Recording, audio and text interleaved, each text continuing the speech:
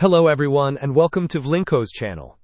In today's video, I will show you how to password protect a zip file on your Windows 11 computer using a free and popular software. And now let's get started.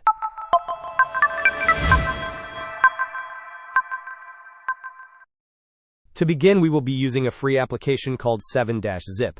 If you do not already have it installed, you will need to download it. You can search for 7-Zip online and navigate to its official download page.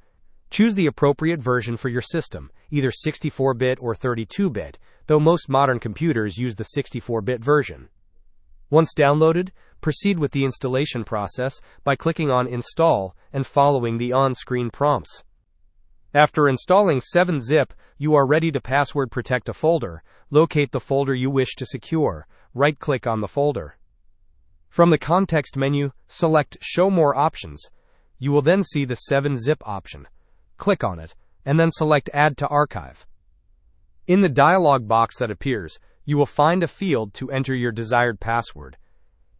Re-enter the password in the confirmation field. Once you have set and confirmed your password, click on OK.